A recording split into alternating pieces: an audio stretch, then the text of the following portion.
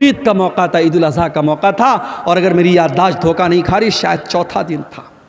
دوستوں کے ساتھ بنارس میں وہ تفریح کرنے کے لیے، گھومنے کے لیے بائک سے نکلا، اور میری اہلیہ اپنے مائکے میں تھیں، اور ان کی جو خالہ تھیں، جو اس لڑکے کی ماں تھی، وہ بھی اپنی بہن کے گھر آئی تھیں۔ اور بقرعید کا تہوار آپ جانتے ہیں کھانے پینے کا تہوار ہے، طرح طرح کی ڈشز کھائی جا رہی ہیں۔ نوجوان لڑکا گھر سے نکلا ہے، تہوار کا ٹائم ہے، بقرعید کا موقع ہے، وہ گھر سے یہ سوچ کر کے نکلا ہے کہ چلو ہم خوشی منائیں گے، ہم تھوڑا دوستوں کے ساتھ سیر و تفریح کریں گے۔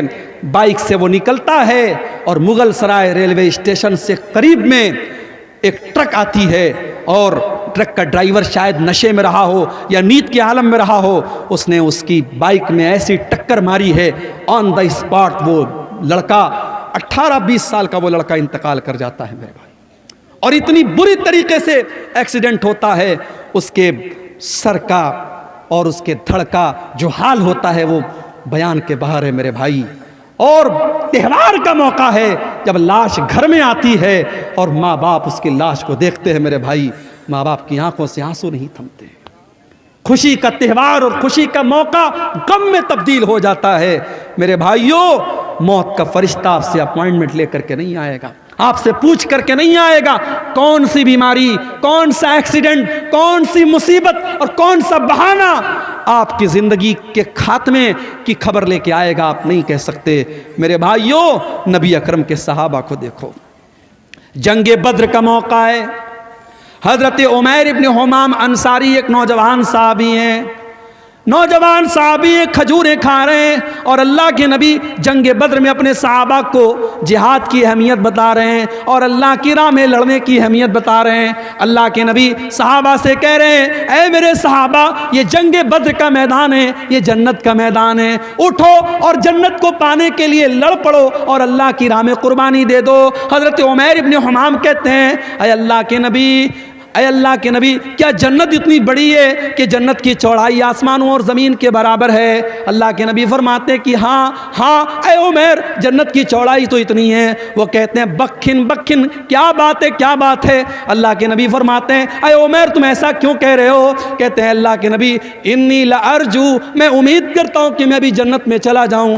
آپ نے فرمایا ہاں اے عمیر، اگر تم اللہ کی راہ میں لڑتے لڑتے شہید ہو جاؤ گے تو تم بھی اسی جنت کے حقدار بنو گے۔ عمیر ابن حمام کھجوریں ہاتھ میں لیے ہوئے ہیں، ان کھجوروں کو زمین پر پھینک دیتے ہیں۔ کوئی کہتا ہے میرے بھائی ان کھجوروں کو کھا لے پھر تو میدان جنگ میں جانا۔ کہتے ہیں نہیں نہیں، ان کھجوروں کے کھانے میں اگر ٹائم ویسٹ کروں گا تو یہ لیٹ ہو جائے گا، دیر ہو جائے گی، میرے پاس اتنا ٹائم نہیں ہے، میرے پاس اتنی فرصت نہیں ہے۔ اور حضرت عمیر ابن حمام اسی حالت میں میدان جنگ میں کود پڑتے ہیں اور اللہ کی راہ میں شہید ہو جاتے ہیں۔ میرے پیارے ساتھیوں، صحابہ کرام کی زندگیاں اس طریقے کے واقعات سے بھری پڑی ہے۔ حضرت حنظلہ کو دیکھو، نئی نئی شادی ہوئی ہے اور شادی کی پہلی رات اپنی بیوی کے ساتھ ہیں۔ ہر نوجوان کی زندگی میں شادی کی رات بڑی امنگوں کی رات ہوتی ہے۔ حضرت حنظلہ اپنی بیوی کے ساتھ ہیں، شادی کی پہلی رات ہے اور صبح ہوتی ہے اور اللہ کے نبی کی طرف سے جہاد کا اعلان ہوتا ہے، جنگ کے میدان میں جانے کا اعلان ہوتا ہے۔ حضرت حنظلہ اپنی بیوی سے کہتے ہیں اے میری بیوی، مجھے جنگ کے میدان میں جانا پڑے گا، اللہ کے نبی کی طرف سے منادی ہو چکی، اعلان ہو چکا ہے۔ اس زمانے کی عورتیں بھی کیسی عورتیں تھیں، آج کے دور کی عورتیں دین کے نام پر کوئی غیرت نہیں ہے ان کے اندر۔ شوہر اگر دین کے نام پر اپنی بیوی سے کسی قربانی کا مطالبہ کرے تو بیوی دین کے نام پر کوئی قربانی دینے کو تیار نہیں، دنیا کے نام پر ہر قربانی تیار ہے۔ ابھی میں بھاگلپور سے پورنیہ آ رہا تھا، 4-5 نوجوان آپ کے اسی پورنیہ کے، کوئی 22 کا ہے، کوئی کہیں کا ہے، کوئی کہیں کا ہے، دیکھا سب ممبئی سے آ رہے ہیں۔ ممبئی سے کہنے لگے مولوی صاحب ہم لوگ ممبئی میں رہتے ہیں، وہاں کام کرتے ہیں اور مہینوں کے سالوں کے بعد ہم اپنے وطن کو لوٹ رہے ہیں، ڈھیر سارا سامان لے کے لوٹ رہے ہیں۔ بیوی کو یہ گوارا ہے کہ شوہر مجھ سے 6 مہینہ 7 مہینہ دور رہے، ممبئی میں رہے، سعودی میں رہے، دبئی میں رہے، بیوی کو یہ ساری آزمائش اور یہ ساری قربانی گوارا ہے۔ کیوں؟ کیونکہ شوہر کما کے لائے گا۔ اللہ کے دین کے لیے اگر وہی شوہر داڑھی رکھ لے تو بیوی کہتی ہے ارے پہلے اتنے ہینڈسم لگتے تو تم داڑھی کیوں رکھ لی، تم نے بیکار لگنے لگے۔ شوہر دین کے لیے اگر اللہ کی راہ میں کچھ صدقہ خیرات کر دے اور بیوی کا کوئی زیور دینے کی بات کر دے تو بیوی کو طیش آ جاتا ہے. یہ آج کے دور کی عورتیں ہیں. میرے پیارے ساتھیوں، حضرت حنظلہ شادی کی پہلی رات اپنی بیوی سے کہتے ہیں مجھے اللہ کی راہ میں جانا ہے، نبی کی طرف سے جہاد کا اعلان ہوا ہے. حضرت حنظلہ کی بیوی نہ چوں کرتی ہے نہ چرا کرتی، کہتی بے شک آپ جا سکتے ہیں. حالانکہ اسے پتا ہے ہو سکتا ہے میرا شوہر زندہ نہ آئے، ہو سکتا ہے میرے شوہر کی لاش آئے، ہو سکتا ہے میرے شوہر کی شہادت ہو جائے، موت ہو جائے، لیکن وہ کھلے دل سے اجازت دیتی ہے. جہاد محبت کی آواز گونجی، کہا حنظلہ نے یہ دلہن سے اپنی، اجازت اگر دو تو جام شہادت لبوں سے لگانے کو دل چاہتا ہے. حضرت حنظلہ اسی حالت میں جنگ کے میدان میں جاتے ہیں. ان کے پاس غسل کرنے کا بھی ٹائم نہ تھا، ان کے پاس پانی کے ذریعے طہارت حاصل کرنے کا بھی ٹائم نہ تھا. اسی جنابت کی حالت میں وہ جنگ کے میدان میں جاتے ہیں اور میرے بھائیو اللہ کی راہ میں شہید ہو جاتے ہیں. اور جنگ کے بعد جب شہیدوں کی لاشوں کو رکھا جانے لگتا ہے، اللہ کے نبی اپنے صحابہ سے کہتے ہیں او میرے صحابہ انی لارا حنظلہ، او میرے صحابہ میں حنظلہ کو دیکھ رہا ہوں تغسلہ الملائکہ، کہ حنظلہ کو فرشتے غسل دے رہے ہیں. حنظلہ جنابت کی حالت میں میدان جنگ میں آئے تھے، ناپاکی کی حالت میں میدان جنگ میں آئے تھے، فرشتے ان کو غسل دے رہے ہیں. میرے پیارے ساتھیو، آج اللہ کے دین کے لیے قربانی دینے کا جذبہ ہمارے اندر سے نکل گیا ہے. اپنے بازوؤں کو تھوڑا مضبوط کرو میرے بھائیو، اپنی ہمت کو تھوڑا جٹا لو اور اللہ کے دین کے لیے محنت کرنے کا اور قربانی دینے کا جذبہ اپنے اندر پیدا کرو. اللہ کا وعدہ ہے یا ایھا الذین آمنوا ان تنصروا اللہ ینصرکم، اے ایمان والو جب تک تم اللہ کی مدد کرتے رہو گے اللہ تمہاری مدد کرتا رہے گا. ویثبت اقدامکم، اور اللہ تمہارے قدم کو مضبوط کر دے گا. اللہ کی مدد کیوں نہیں آ رہی ہے؟ اس لیے نہیں آ رہی کیونکہ ہم لڑ رہے ہیں آپس میں. مولانا جرجیز صاحب گرفتار ہوئے، بنارس کے بریلویوں نے، ہمارے بریلوی بھائیوں نے، کتنے بھائیوں نے مٹھائیاں تقسیم کی کہ چلو اہل حدیث کا مولانا گرفتار ہو گیا، چلو ہمارے مسلک کے خلاف تقریر کرنے والا اور دوسرے مسلک کا مولوی گرفتار ہو گیا. لوگوں نے خوشیاں منائی تھیں. اور آج جب مولانا سلمان اظہری گرفتار ہوئے تو ان کو محسوس ہوا کہ جب آگ لگے گی تو گھر تو ہمارا بھی جلے گا.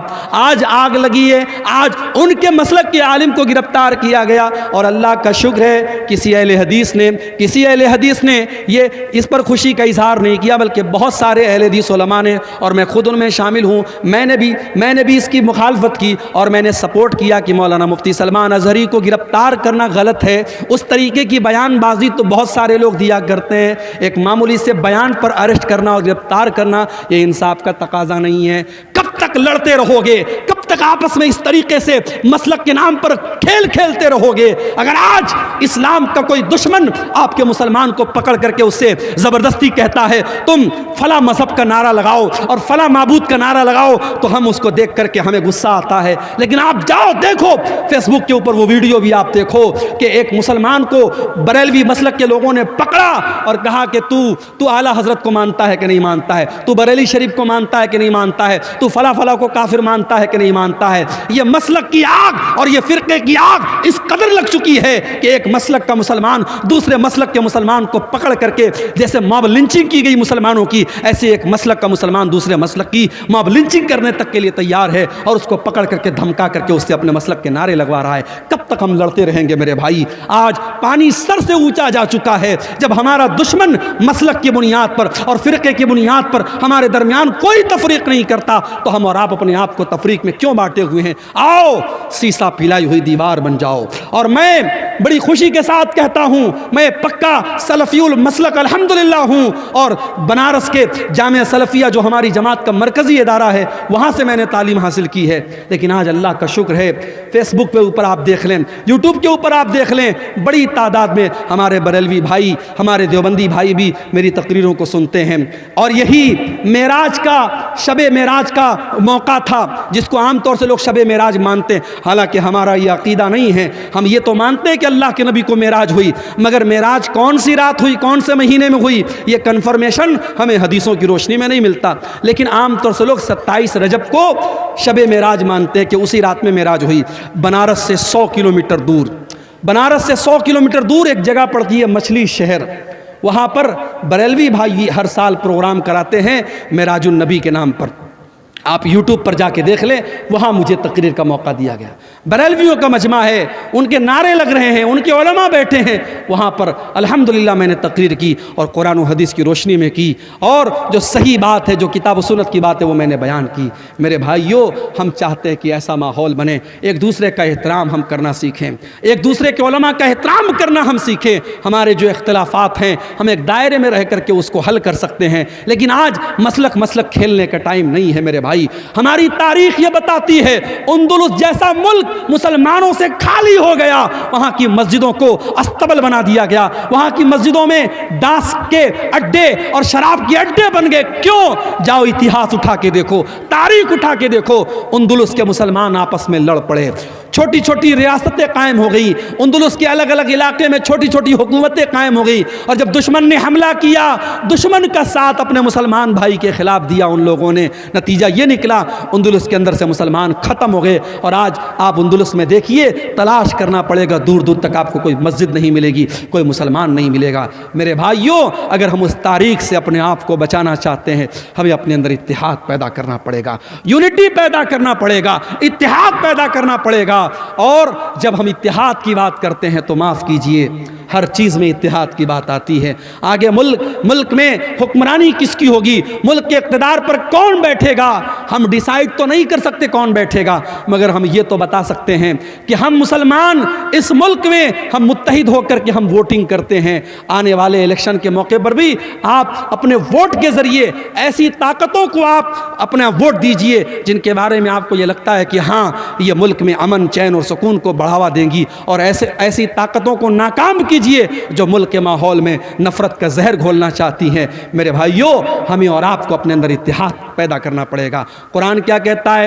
وَاعْتَصِمُوا بِحَبْلِ اللَّهِ جَمِيعًا، اے ایمان والو تم اللہ کی رسی کو مل کر کے تھام لو، وَلَا تَفَرَّقُوا، اور آپس میں تم فرقوں میں نہ بٹو، وَاذْكُرُوا نِعْمَتَ اللَّهِ عَلَيْكُمْ، اور اے ایمان والو تم اللہ کی نعمت کو یاد کرو، اِذْ كُنْتُمْ أَعْدَاءً، جب تم ایک دوسرے کے دشمن تھے، فَأَلَّفَ بَيْنَ قُلُوبِكُمْ، اللہ نے اپنے نبی کو بھیج کر کے تمہیں بھائی بھائی بنا دیا۔ آج تو حالات یہ ہیں، ایک سگا بھائی اپنے سگے بھائی کی زمین پر ناجائز قبضہ کر کے بیٹھا ہے، ایک سگا بھائی، دونوں ایک ماں کے بچے ہیں، ایک پیٹ سے پیدا ہوئے ہیں، ایک باپ کا خون دونوں کی رگوں میں دوڑ رہا ہے، لیکن سگا بھائی اپنے سگے بھائی کی زمین پر ناجائز قبضہ کر کے بیٹھا ہے، سگا بھائی اپنے بھائی کے خلاف عدالت میں کیس لڑ رہا ہے، اور اس کو معلوم ہے زمین میری نہیں ہے، جائیداد میری نہیں ہے، میرے بھائی کی ہے، مگر پیسے اور زمین اور جائیداد کی ایسی لالچ ہے، اپنے بھائی کے خلاف کیس لڑ رہا ہے۔ کان کھول کر کے سن لو، میرے نبی کی عدالت کا فیصلہ، دنیا کی عدالت کا فیصلہ بعد میں دیکھنا، سپریم کورٹ اور ہائی کورٹ کا فیصلہ بعد میں دیکھنا، پہلے دیکھو ہمارے نبی کی عدالت کا کیا فیصلہ ہے۔ اللہ کے نبی فرماتے ہیں کہ دو لوگ میرے پاس آتے ہیں اپنا کیس لے کر کے، اور ایک آدمی کی بات سن کر کے میں فیصلہ کر دیتا ہوں، کیونکہ میں انسان ہوں، مجھ سے بھی غلطی ہو سکتی ہے، ہو سکتا ہے ایک انسان چکنی چپڑی باتیں کرتا ہو، دوسرا انسان اپنی بات ڈھنگ سے پیش نہ کر پایا ہو، کان کھول کر کے سن لو۔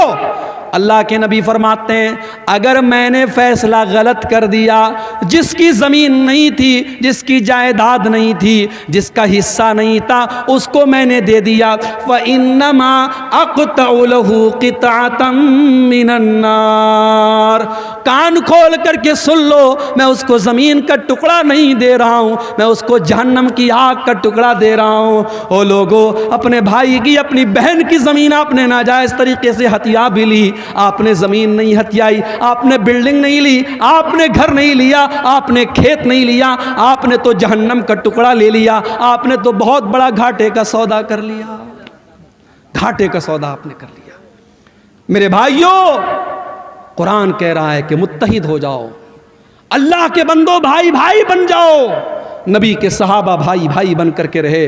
مکہ کے مہاجر جب مدینہ پہنچے، مدینہ کے انصاریوں نے کھلے دل سے کہا کہ ہمارے بھائیوں، ہمارے گھر کے دروازے آپ کے لیے کھلے ہیں۔ یہاں تک کہا زمین میری ہے، کھیت میرا ہے، جائیداد میری ہے، لیکن نبی نے آپ کو میرا بھائی بنایا ہے، آ جاؤ ہم زمین کے 2 ٹکڑے کر دیتے ہیں، گھر کے 2 حصے کر دیتے ہیں، کھیت کے 2 حصے کر دیتے ہیں، آدھا تم لے لو آدھا میں لے لیتا ہوں۔ یہاں تک کہا میری 2 بیویاں ہیں، تم کسی ایک کو پسند کر لو، میں طلاق دے دیتا ہوں، تم نکاح کر لینا۔ قربانی اور محبت کی یہ مثال پورے انسانی اتہاس میں کبھی نہیں ملتی۔ میرے بھائیوں، ہم اور آپ اپنے گاؤں میں آرام سے سو رہے ہیں، ہم اپنے گھر میں بچوں کے ساتھ آرام سے سو رہے ہیں، وہاں فلسطین میں ڈیلی بمباری ہو رہی ہے اور چھوٹے چھوٹے بچے مارے جا رہے ہیں، اور یہ UN کی رپورٹ ہے، اقوام متحدہ کی رپورٹ ہے، اب تک لاکھوں بچے غزہ کے اندر مارے جا چکے ہیں، معصوم بچے مر رہے ہیں، اور ہمیں رات میں آرام سے نیند پر بستر پر نیند آ رہی ہے۔ نہیں میرے بھائی، مسلمان تو وہ ہوتا ہے چاہے فلسطین میں اس کا بھائی مر رہا ہو، چاہے دنیا کے کسی بھی کونے میں اس کا بھائی مر رہا ہو، اپنے بھائی کے مرنے پر اس کا دل دکھی ہو جائے، اس کے قوم کا کہیں بچہ مارا جائے، اس کو لگے میرا بچہ مر رہا ہے، کہ کہیں کسی عورت کی عزت لوٹے اسے لگے میری بہن کی عزت لوٹ رہی ہے، کہیں کسی کا گھر گرے اسے لگے میرا گھر گر رہا ہے۔ نبی اکرم صلی اللہ علیہ وسلم فرماتے ہیں کہ المؤمن للمؤمن کالبنیان یشد بعضہ بعضا،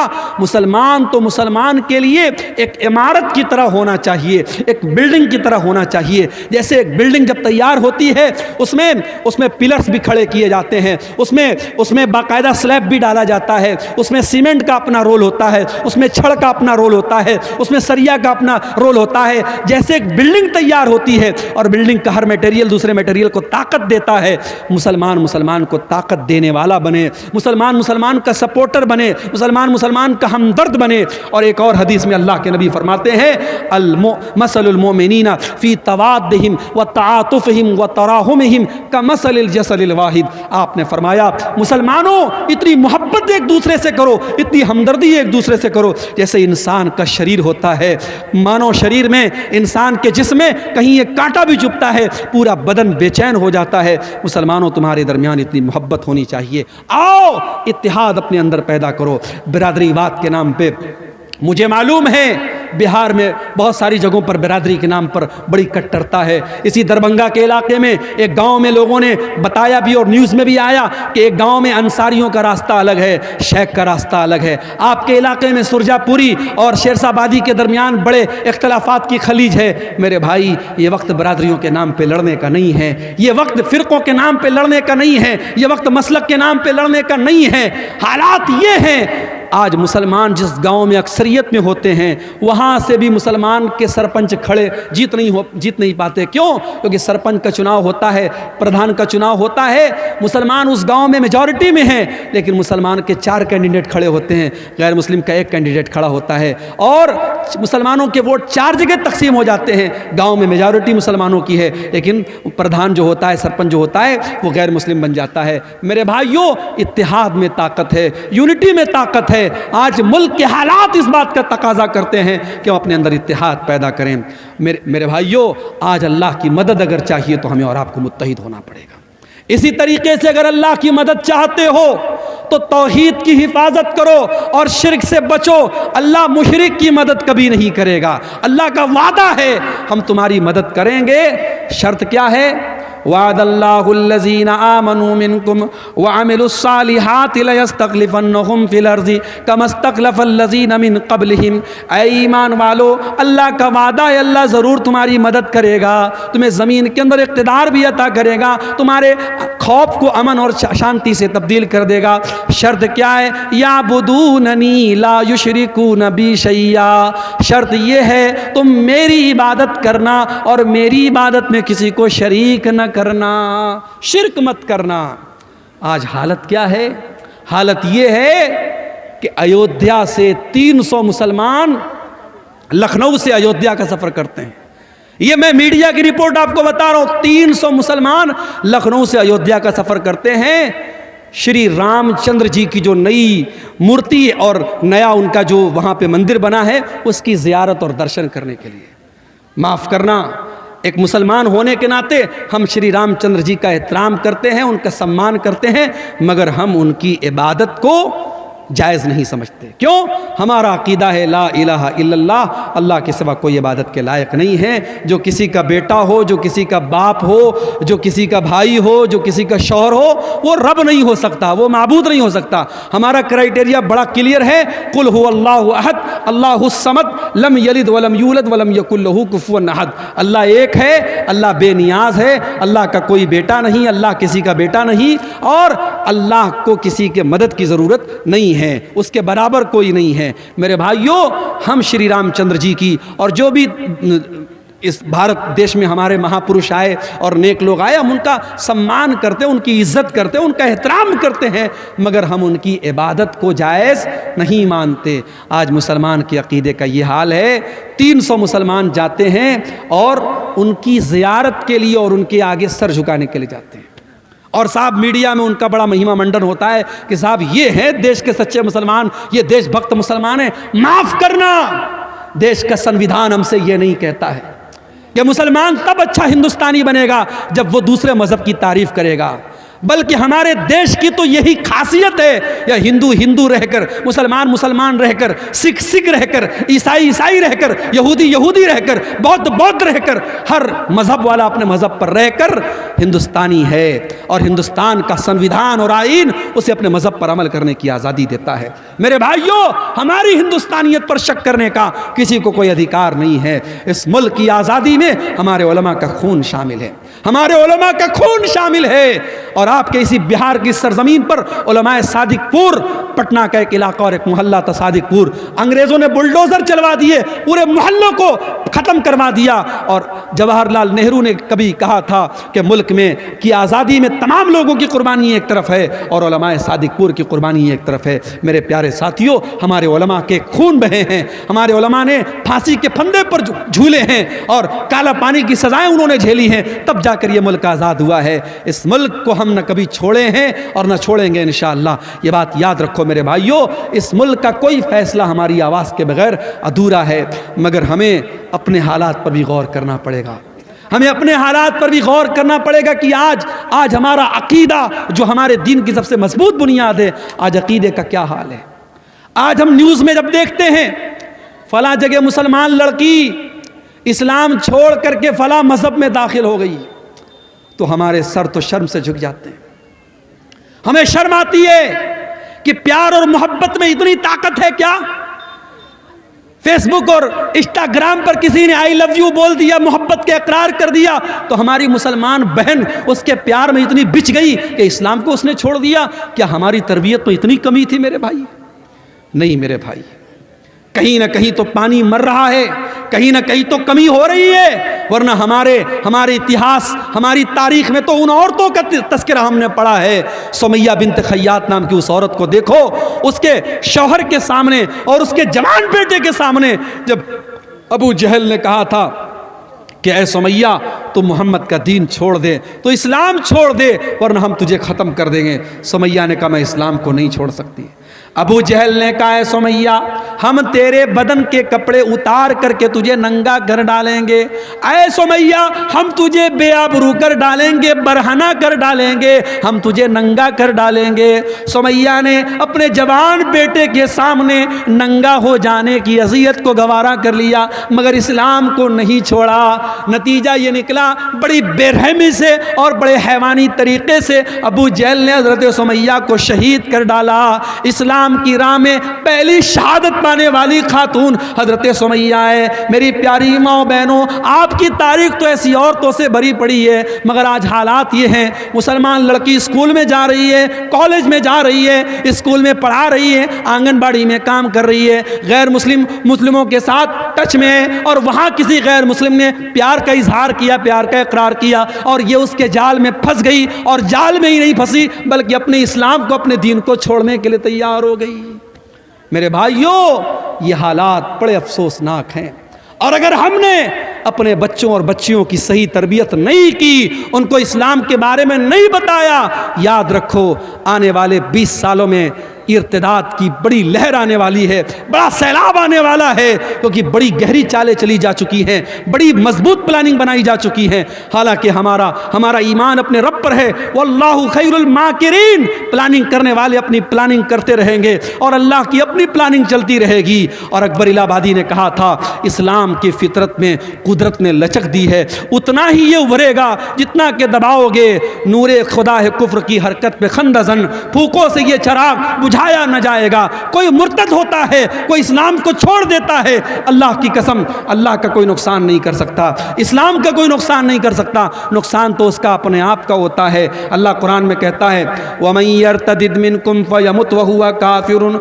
فَأُولَٰئِكَ أَصْحَابُ النَّارِ، جو مرتد ہو کر کے مر جائے، جو اس حالت میں مر جائے کہ وہ ایمان کی حالت میں نہ مرے، کفر کی حالت میں مر جائے، تو وہ دنیا اور آخرت میں فَأُولَٰئِكَ حَبِطَتْ أَعْمَالُهُمْ فِي الدُّنْيَا وَالْآخِرَةِ، دنیا میں بھی اس کے اعمال برباد اور آخرت میں بھی اس کے اعمال برباد ہو جائیں گے۔ وَأُولَٰئِكَ أَصْحَابُ النَّارِ، اور وہ جہنم میں جانے والے ہیں۔ اپنے بچوں کے عقیدے کی فکر کرو میرے بھائیوں، آج روزی روٹی کی فکر کرتے ہو، آج ہمیں فکر ہے آنے والے وقت میں کیا ہوگا۔ ارے کیا ہوگا؟ زیادہ سے زیادہ یہ ہوگا مار دیے جائیں گے، ختم ہو جائیں گے۔ ہمیں یہ قبول ہے، مگر اپنے ایمان اور دین کو چھوڑنا یہ قبول نہیں ہے میرے بھائی۔ ہم مر جانا قبول کر لے، ہم ختم ہو جانا قبول کر لے، مگر ایمان اور توحید سے سمجھوتا کرنا قبول نہ کریں۔ یاد کرو اپنے باپ ابراہیم علیہ السلام کو۔ ابراہیم علیہ السلام جب اپنے لخت جگر اسماعیل کو اور اپنی بیوی ہاجرہ کو جب مکہ کی بیاب ہو گیا سرزمین پہ چھوڑ کے جانے لگے تو کیا دعا کی تھی انہوں نے؟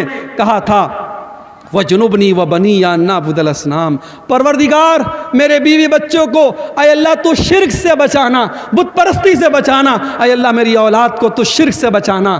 جب ابراہیم علیہ السلام جیسے پیغمبر کو اپنے بچوں کی فکر ہے، اپنی اولاد کے عقیدے کی فکر ہے، ہماری اور آپ کی کیا اوقات ہے میرے بھائی؟ ہمیں اور آپ کو اپنے بچوں کی عقیدے کی فکر ہونی چاہیے۔ بچپن سے اپنے بچوں کو اسلام کا عقیدہ سکھاؤ، توحید کا عقیدہ سکھاؤ۔ اور اسی لیے میں کہتا ہوں اگر آپ کا بچہ اسکول میں پڑھتا ہے، کانوینٹ میں پڑھتا ہے، مجھے کوئی پرابلم نہیں ہے، مگر اپنے محلے کی اور گاؤں کی مسجدوں میں اتنا بہترین مکتب قائم کر دو اور اپنے گاؤں کے مدرسے کو اتنا مضبوط کر دو کہ آپ کا بچہ اسکول سے پڑھنے کے بعد اور کسی کانوینٹ سے پڑھنے کے بعد اگر 1 گھنٹہ بھی اس مدرسے کے مولوی صاحب سے پڑھ لے تو اس کا دین مضبوط ہو جائے۔ اتنا مضبوط اپنے مدرسے اور مکتب کو کر دو۔ میرے بھائیوں، آج توحید اور ایمان کی کمزوری کا دور ہے، اور اسی دور کی طرف اشارہ کرتے ہوئے اللہ کے نبی نے فرمایا تھا بادروا بالاعمال فتنن، اے لوگوں نیکی کرنے میں جلدی کرو اس سے پہلے کہ فتنوں کا دور آ جائے۔ اور اتنے فتنے آ جائیں گے،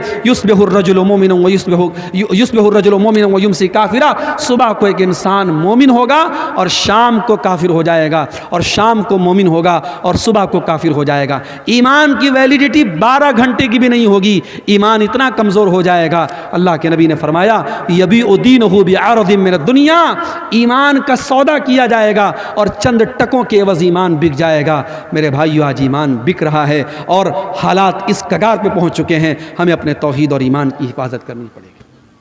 اللہ کی مدد کیوں نہیں آ رہی؟ 2 اور پوائنٹ بیان کر کے بات ختم کروں گا۔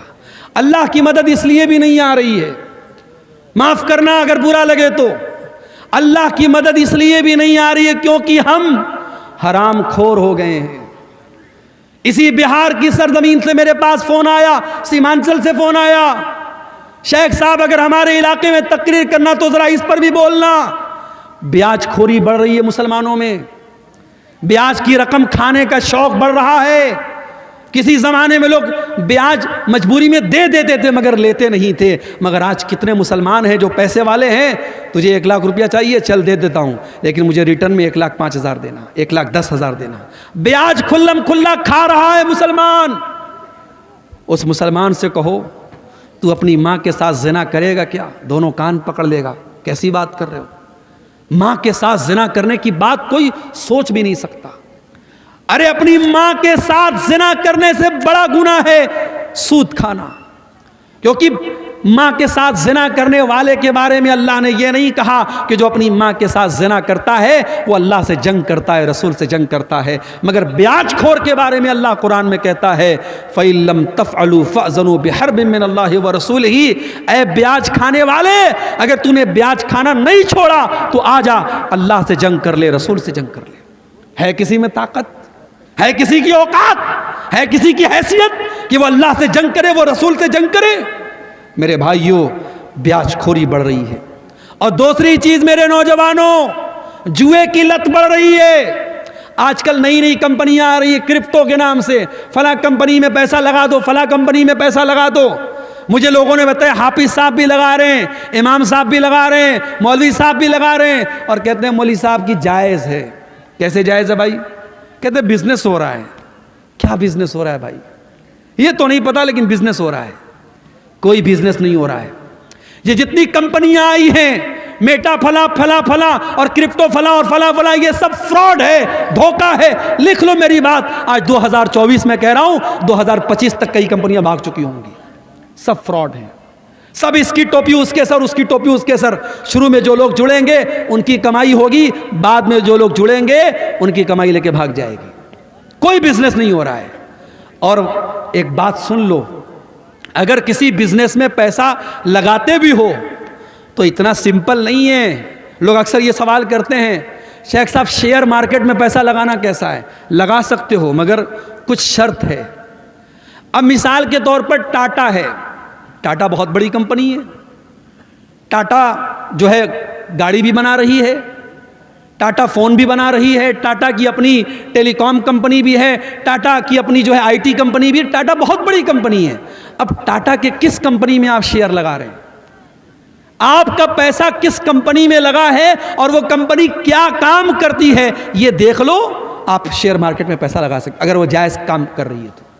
آپ کسی بھی کمپنی میں پیسہ لگا دیے، وہ کہہ رہا ہے بھائی 1 لاکھ روپیہ آپ ہماری کمپنی میں لگا دو، ہم ہر مہینہ آپ کو 10,000 روپیہ دیں گے۔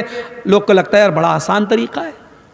ابھی کچھ دنوں پہلے حیدرآباد اور ممبئی میں ایک بہت بڑی کمپنی، میں نام نہیں لوں گا، آپ لوگ سنے ہوں گے، جانتے ہوں گے، اس میں مسلمان نام دیکھ کر اور علماء کا نام دیکھ کر لوگوں نے پیسہ لگایا، کروڑوں لوگوں کا پیسہ ڈوب گیا۔ کتنے بمبئی کے ہمارے جاننے والے علماء کا پیسہ ڈوب گیا۔ کتنے لوگوں نے اپنے فلیٹ بیچ دیے، گھر بار بیچ دیا کہ جب بیٹھے بٹھائے 50,000 روپیہ مل رہا ہے تو گھر مکان کو رکھنے کی کیا ضرورت، سب بیچ دیا اور کروڑوں روپیہ ان کا ڈوب گیا۔ میرے پیارے ساتھیوں، اس طریقے کے دھوکے بازوں سے ہوشیار رہو۔